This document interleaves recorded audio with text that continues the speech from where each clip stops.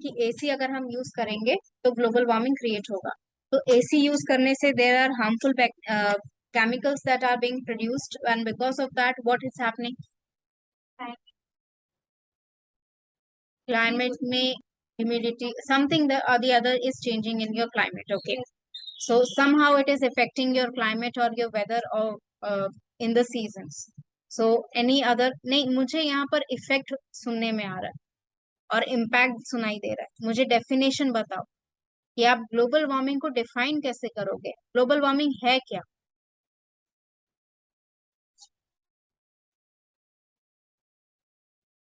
Definition क्या है global warming का?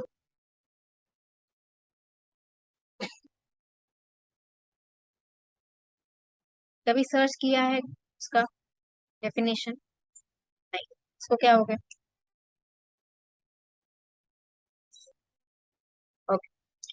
So if you define or if you get the definition of global warming, you will see that global warming is defined as the phenomena of the temperature or the climate or the weather being changed unexpectedly.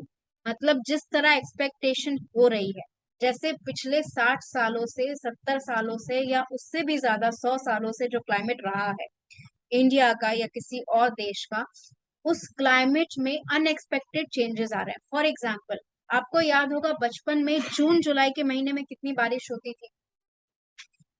At the end of your summer season you were suffering from rain season और not. ठीक है, आपका जब summer vacation जैसे ही and होता था कुछ दिनों के बाद ही बारिश लगातार होती थी। कई बार आपके स्कूल्स बंद करवा दिए गए होंगे because of that phenomena, right और नॉट? लेकिन क्या इस जुलाई में वो बारिश देखी आपने? नहीं। यस। नहीं, नॉट दैट काइंड ऑफ बारिश जो आप पहले देखा करते थे। ठीक है, लगातार in fact even the previous year rain if you count down, it is much more than this year. ठीक है, प्रीवियस ईयर भी जिस तरह की बारिश हुई थी उस तरह की बारिश इस बार जुलाई में नहीं। ठीक है, आपको याद होगा अक्टूबर में आप लोग विंटर सीजन समझ लेते थे, right? Because winter season comes with Dussehra puja and Durga Puja and Diwali and all, right? लेकिन अभी आपको अक्टूबर में उतनी ठंड महसूस नहीं होती होगी, नहीं, because this has there has been a shift in your climate.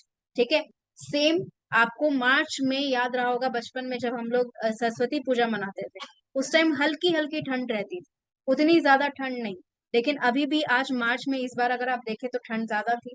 अप्रैल में जाके आपका पूरा मौसम जो है बदलना शुरू हुआ, राइट और not? So this changes are unexpected, these are not expected changes because we expect the season of winter to end in the March month, right? आपका मार्च मंथ का जो महीना होता था जब आप एग्जाम वगैरह दे के घर में रहते थे, यू वुड हैव एंजॉयड दो सीजन। वो आपका स्प्रिंग सीजन हुआ करता था, आप एंजॉय करते थे उस ब्रेक को, right? In between the days when your next semester the next year would start and the days which you have gotten after the examination. तो ये जो अनएक्सपेक्टेड चेंजेस हो रहे हैं आपके क्लाइमेट में, वेदर में या टेम्परेचर में, इसे हम कहते हैं global warming. Understood?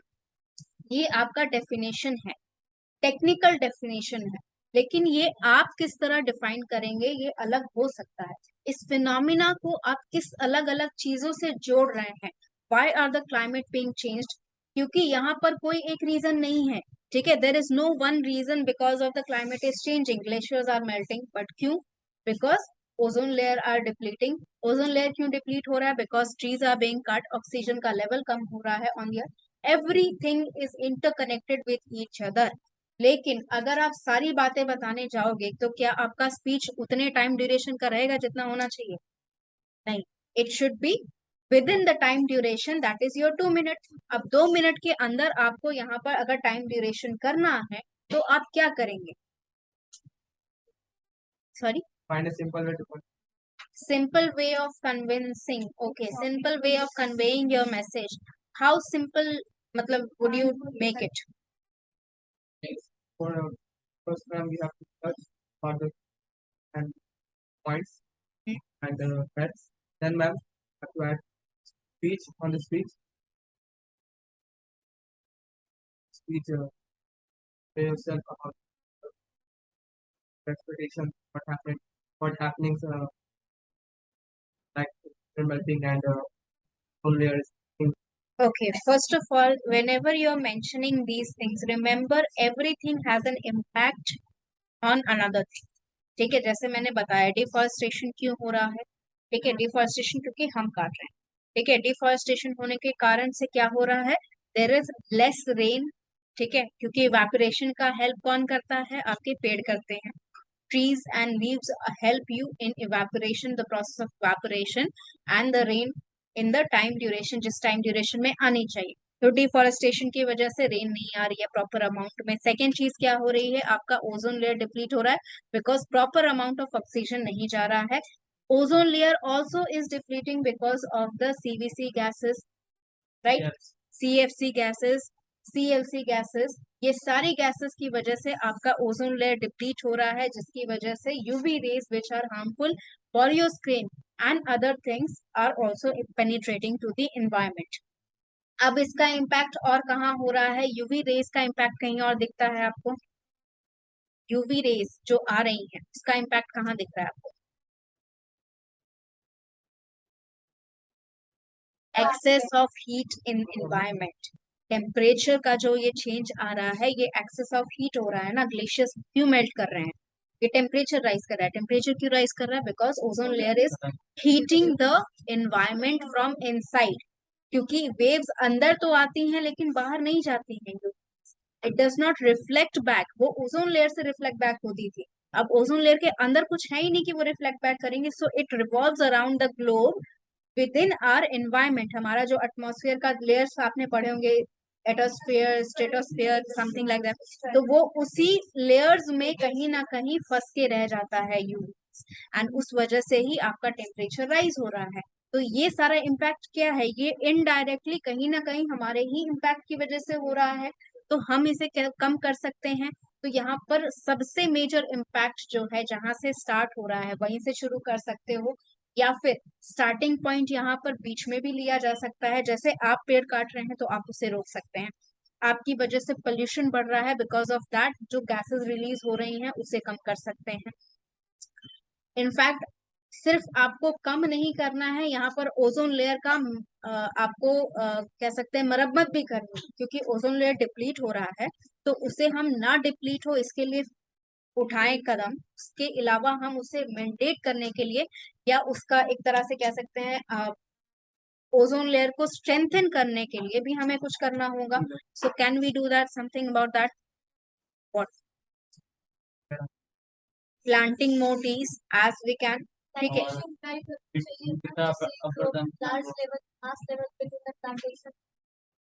Okay, yes yes, so we are having an open discussion, तो जिसको जितने पॉइंट्स मिल रहे हैं दे कैन गैदर दैट.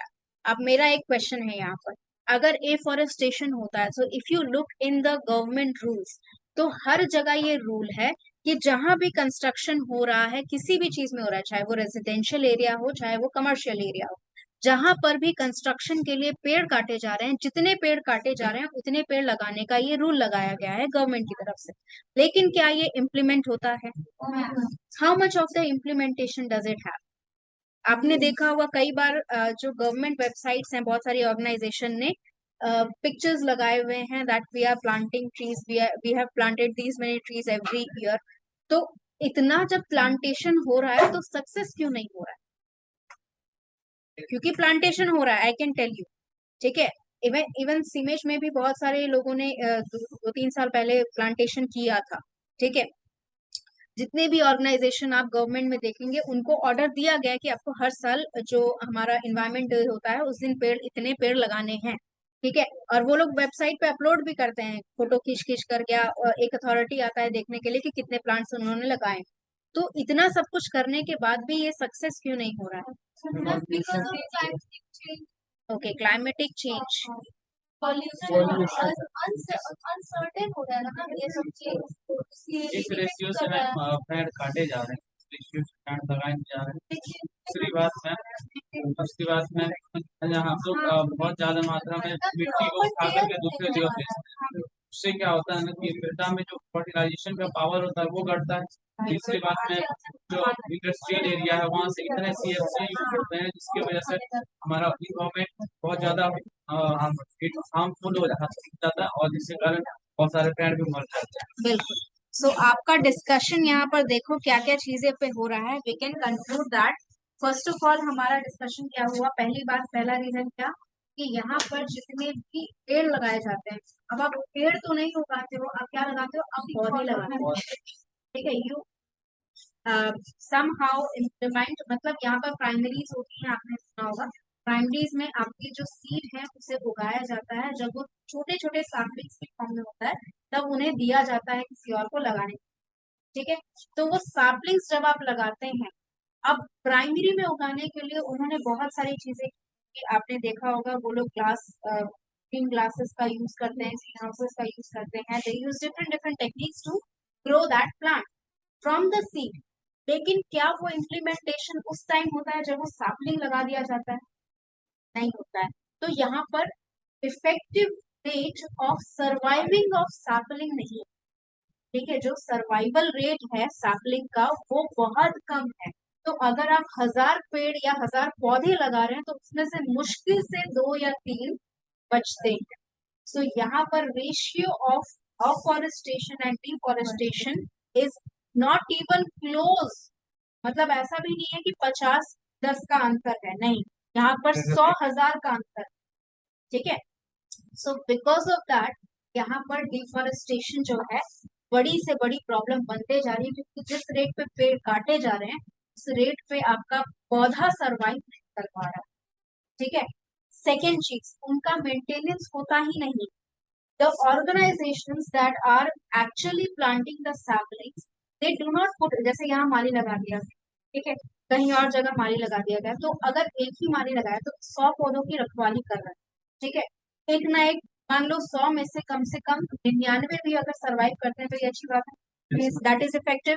लेकिन वो अपॉइंटमेंट हर जगह तो नहीं हो रही। जो कंस्ट्रक्शन कंपनीज हैं, specially those who are construction companies, उनको बोला गया है, इन्वायरमेंटल नॉर्म्स होते हैं, आपने सुना होगा, एक फॉर्म साइन किया जाता है इन्वायरमेंटल ऑर्गेनाइजेशन के द्वारा, जो हमारी कंट्री का एक, जैसे आपने अलग अलग विभाग जो होते हैं हमारे, उसमें एक एनवायरमेंट विभाग भी है। तो वो आईईएस जो होता है उसका ऑर्डर है कि जो भी यहाँ पर लगाता है उससे एक साइन करना पड़ता है कंस्ट्रक्शन के लिए, का साइन चाहिए कि हाँ हम इतने पेड़ लगाएंगे, वो साइन करके देते हैं, वो अपना पर्सन भेजते हैं देखने के लिए कि इन्होंने इतने पेड़ लगाए हैं, तब जाके वो प्रोजेक्ट सैंक्शन किया जाता है। अंडरस्टूड? तो यहाँ पर प्रॉब्लम कहाँ हो रही है, आफ्टर ऑल दीज हैपनिंग। ठीक है, सैपलिंग्स लगा दी गई, सारा ऑर्गेनाइजेशन को ऑर्डर्स पास हो गया, अलाउंस मिल गया, लेकिन उसके बाद जो कंस्ट्रक्शन कंपनी मान लीजिए 20 मंजिला इमारत बना रही है, वो एक पर्सन अपॉइंट करने के लिए मिलता नहीं है, या वो ध्यान नहीं देते हैं जो कि पेड़ पौधों की रक्षा। They are constructing tremendous amount of buildings, but they have not appointed one person to take care of the sample, and because of that यहाँ पर maintenance नहीं हो रहा है। तो अगर किसी का चांस होता भी है saplings बचेंगे, वो नहीं बच पाते हैं, उसका ध्यान नहीं देते, राइट? तो ये अफॉरेस्टेशन का प्रॉब्लम हो गया, डिफॉरेस्टेशन का प्रॉब्लम हो गया। Now coming back to the pollution of your vehicles और the gases that are released. तो हमने देखा यहाँ पर डीजल कार्स बहुत प्रमोट किए जा रहे हैं क्योंकि उसमें कम गैसेस निकल, more of the auto rickshaws or the transportation, public transportation has CNG, they are working on the CNG engines now, not petrol, not diesel। तो CNG इंजन पे उन्होंने स्विच कर दिया। अब इसके बाद भी यहाँ पर, sorry, electric vehicles, yes, many people are working on the electric vehicles and a lot of people have succeeded but not at that amount। इसको पूरी तरह कंट्रोल दे दिया जाए मार्केट का, उस तरह का सक्सेस अभी तक नहीं हो पाया है इलेक्ट्रिक व्हीकल में। इनफैक्ट इलेक्ट्रिक व्हीकल का आई थिंक जो इवेल्युएशन है या इवोल्यूशन जो है वो बहुत सालों से चल रहा है, करीब करीब 20 साल, आप सोच लीजिए 20 साल से ज्यादा ही होगा जब इलेक्ट्रिक व्हीकल्स बनाने की कोशिश की जा रही है। But they are lacking all those things that the petrol or diesel engines have। Power less होता है उसमें, ठीक है, बिकॉज बैटरी चार्ज है, तो उतना पावर, उतना हॉर्स पावर दे ही नहीं पाता है जितना कोई रेगुलर इंजन देता है। ठीक है, दैट मीन्स आपके पास स्पीड नहीं है, आपके पास एफिशिएंसी नहीं है, आपके पास इफेक्टिवनेस नहीं है। You are clearly switching just a notch from the bicycle. मतलब आप बस एक पारा ऊपर चढ़ रहे हैं साइकिल से, कि आपको बस पैडल नहीं करना पड़ रहा है, उतना तक ही अभी तक इलेक्ट्रिक व्हीकल्स जो है सर्वाइव कर पाए। एंड उसके आगे जो सर्वाइवल हो रहा है उसमें भी काफी सारी टेक्निकल इश्यूज आ रही हैं, issues of recharging, issues of batteries, because batteries are made of lithium. That is also a very adverse effect on your environment, क्योंकि वो भी डिकम्पोज नहीं होता है। Lithium is also not decomposable. तो अगर आप एक बैटरी 20 साल तक के लिए भी यूज कर रहे हो, एक औसत घर में हमेशा एक गाड़ी तो रहती है, ठीक है, बहुत कम ऐसे हाउस होल्ड होंगे जहां पर एक गाड़ी भी नहीं है, सॉरी गाड़ी, any vehicle that is run by engine. तो वो गाड़ियां जो रहती है, bike, scooty, car, whatever transportation you are using, तो अगर वो बैटरी प्रोवाइडेड भी है तो भी हमारे पास इतने लिथियम प्रोडक्ट्स हैं कि वो डिकम्पोज करने में दिक्कत आती है एंड इफेक्ट्स योर इन्वायरमेंट। लेकिन क्या उनका लिथियम का पोल्यूशन आपके पेट्रोल डीजल कार के पोल्यूशन के बराबर है? बराबर है या नहीं? आप सोच के देखो, नंबर सोच के देखो, how many cars are there in the world, आपको रेशियो मिल जाएगा गूगल पे आराम से अगर आप सर्च करो। स्पेशली एक नॉर्मल हाउस होल्ड में कितनी गाड़ियां होती हैं? बहुत सारे लोग आजकल दो दो गाड़ियां रखते हैं। दो गाड़ियां यानी कि एक बाइक, एक स्कूटर, एक बाइक, एक गाड़ी, एक कार, एक स्कूटर, समथिंग लाइक दैट। इनका कॉम्बिनेशन हमेशा रहता है, क्योंकि एक बच्चा जाता है जो अपना ट्रांसपोर्टेशन अपना संभालता है, गाड़ी पापा की या मम्मी की अपना है। some people who are working in some organization that is a government oriented organization, उनको अपनी एक कार दी जाती है for the transportation. So over and overall we can take that 2 to 3 cars are on per family. अगर ये ratio आपको number मिलता है कि फैमिली एक एरिया में रहती है और कितना पोल्यूशन वो क्रिएट करती है, आप उसी रेशियो को गिन के देखिए कि एक लिथियम ऑपरेटेड स्कूटर या लिथियम ऑपरेटेड कार कितना इमिट करेगा अपना पॉल्यूशन, और क्या वो पॉल्यूशन इक्वल कर सकते हैं हम, या इक्वल हो सकता है कि लिथियम भी कभी आगे जाकर उतनी बड़ी प्रॉब्लम बन जाए जितना अभी पेट्रोल डीजल कार्स हैं। ठीक है, so we can move ahead with that. तो क्या हमें टेम्पररी सोल्यूशन चाहिए या परमानेंट सोल्यूशन? परमानेंट सोल्यूशन चाहिए, तो क्या करें? बैलगाड़ी चला लें? नहीं तो सीएनजी भी पोल्यूशन क्रिएट करती है क्या या नहीं? लेस अमाउंट में करती है। So how less it is? Comparatively less होगा, तभी सारे पब्लिक ट्रांसपोर्टेशन में लगाया गया है। लाइक कितना कम करती है वो आपको जानना है। See I am giving you ideas, just keep in mind all the ideas that I am giving you, do your research and create your own content on that. क्योंकि जितना अलग रहेगा आपका कंटेंट, उतना ज्यादा आपके पास जीतने के चांसेस रहेंगे। And always remember, time duration आपका 2 से 2.5 मिनट तक ही जाएगा। कोशिश करिए कि 3 मिनट के किसी अंदर ही रहना है, बाहर निकलना ही नहीं। यस, सॉरी, तो इसीलिए तो कह रही हूँ सब मिलाना ही नहीं है ना। वही तो मैं बताने की कोशिश कर रही हूँ कि सब मिलाना ही नहीं, क्योंकि आपके पास बोलने के लिए बहुत कुछ है लेकिन टाइम बहुत कम है। तो अगर एग्जैक्टली आप उसको रफ्तार से भी नहीं बोल सकते हो, समझ में भी आना चाहिए ऑडियंस को, इम्पैक्टफुल क्रिएट करना चाहिए आपको। So what you have to do here, देखो सोचना नहीं, हमेशा याद रखो जो पहले बताया था speech preparation. Whenever you are preparing a speech, pick one point, कोई एक पॉइंट लीजिए, या तो कार से पोल्यूशन जो हो रहा है, या एसी से जो पोल्यूशन हो रहा है, या फिर डिफॉरेस्टेशन से जो पोल्यूशन हो रहा है। Pick one point and pinpoint that problem. उस प्रॉब्लम को पकड़ के चलो, उसका इफेक्ट लिखो, उसका रीजन लिखो, उसका कॉज लिखो, उसके बाद उसका सोल्यूशन लिखो। क्योंकि एक से ज्यादा जहां आपने पढ़ा है, you can mention that it is a byproduct और it is not directly involve in global warming, but indirectly कहीं ना कहीं कंट्रीब्यूशन बहुत सारी चीजें दे रही है। तो आपको कोई एक ही प्रॉब्लम पकड़ के चलना है, क्योंकि एक से ज्यादा जहां आपने पढ़ाया, टाइम ड्यूरेशन आपका 2 की जगह 4 मिनट। ठीक है, ट्राई करके देख लो, आप कंटेंट तैयार करो। ठीक है, एक एक प्रॉब्लम का एक एक कॉज, एक एक इफेक्ट, एक एक सोल्यूशन, उतना ही बोलने में आपको 2 मिनट चला जाएगा with your introduction and the topic introduction. ठीक है, उस 2 मिनट को ही आप इफेक्टिवली यूज कर सकते हो। अगर आपने इससे ज्यादा लिखने की कोशिश की, आपके पास ना टाइम ड्यूरेशन रहेगा, आप मेंटली अनस्टेबल हो जाओगे उस टाइम। यहाँ पर आके आपको वैसे ही घबराहट होती है, आपको So when you come up here, half of the content is actually gone out of your mind. तो उस दौरान ये सोचना कि आप क्या बोल रहे थे, इससे क्या कनेक्टेड था, उससे बेटर है कि पहले से ही शॉर्ट करके रखो। 4 बात ही बोलनी है हमें, अपना इंट्रोडक्शन, टॉपिक का इंट्रोडक्शन, उसका कॉज इफेक्ट और उसका सोल्यूशन। यही 4 बातें सोच के जाओगे तो भूलने का चांसेस कम रहेगा, राइट। आपका ऑर्गेनाइज्ड माइंड रहेगा, उस सेंस में आप कंफर्टेबल रहेंगे, आप डरेंगे नहीं, आप नर्वस कम रहेंगे, समझे। तो जो भी प्रॉब्लम्स आप यहाँ पर डिस्कस कर रहे हो, you need to come up with a solution that will be effective and can be effect created by the normal people. मतलब ऐसा कोई सोल्यूशन नहीं दे देना है जो आम जनता उसमें कुछ कर ही नहीं सकती, ठीक है, इम्प्लीमेंट ही नहीं कर सकती। जैसे आपकी इलेक्ट्रिक व्हीकल है, अब आम जनता क्या करेगी, उसके पास अगर रेंज है उस गाड़ी का तभी ना खरीदेगी, अगर आम जनता कर पाएगी तभी करेगी। कितने लोग यहाँ पर व्हीकल बना पाएंगे, नहीं बना सकते। अभी किसके पर्सन के पास इतना पैसा है कि वो खरीद सकता है गाड़ी, नहीं खरीद। अभी खरीद सकते हो, तुम खरीद सकते हो अपने नाम पर, तुम खरीद सकते हो अपने पैसे से, नहीं ना। सो बेस्ड ऑन दैट कुछ ऐसा जो आप कर सकते हैं, क्या कर सकते हैं, अगर आप गाड़ी दी गई है, for example if your parents have paid for the car और फॉर द बाइक और for the scooty, anything that you have, you can carpool with that. Carpool मतलब क्या होता है, इसी रोड में शेयरिंग, शेयरिंग शेयरिंग करना, ठीक है। शेयरिंग करने, अब शेयरिंग करने का ऐसे लोगों से शेयरिंग नहीं करना कि दे टेक एडवांटेज, ठीक है। शेयरिंग ऐसे लोगों से करना है जो एक्चुअल शेयरिंग करे। अब यहाँ पर क्या हो रहा है, आप दोनों का मुनाफा हो रहा है, पैसे कम लग रहे हैं, इन्वायरमेंट में गाड़ियां कम चल रही हैं, और इसके साथ साथ आपका जो effectiveness of your pollution is decreasing. इतना आप कर सकते हैं अभी के लिए।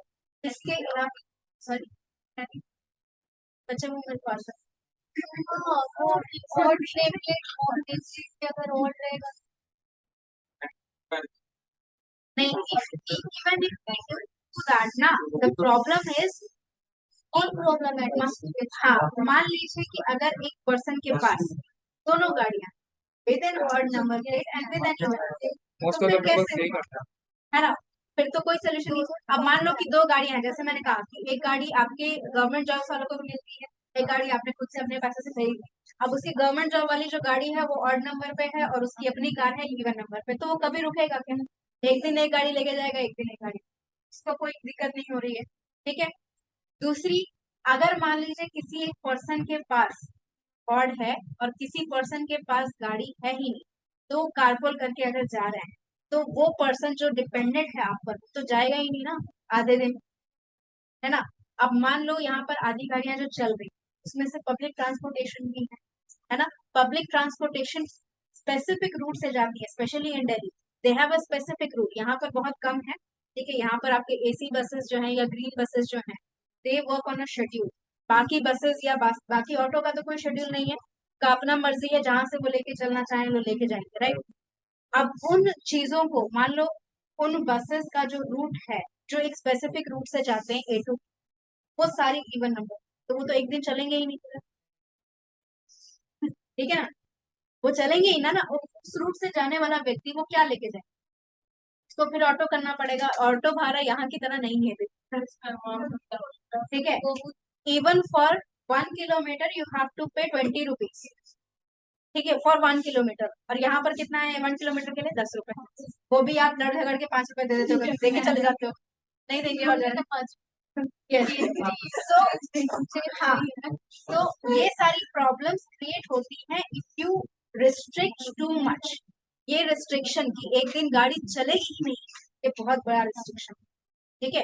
और इसके अलावा भी अगर आप ये इम्प्लीमेंट करते भी हैं, तो you need to implement it very strictly, और वहां पर लोग रहने चाहिए इम्प्लीमेंट करने, वो फोर्स आपको वहां पर लगाना पड़ेगा, उतने आदमी आपको लगाने पड़ेंगे, इम्प्लीमेंट करने पड़ेंगे कि वो हर जगह से, क्योंकि यहाँ पर शॉर्टकट फाइंड करने वाले बहुत है, specially in Bihar, like you can actually have shortcut in 2 shortcuts in 1 road, ठीक है।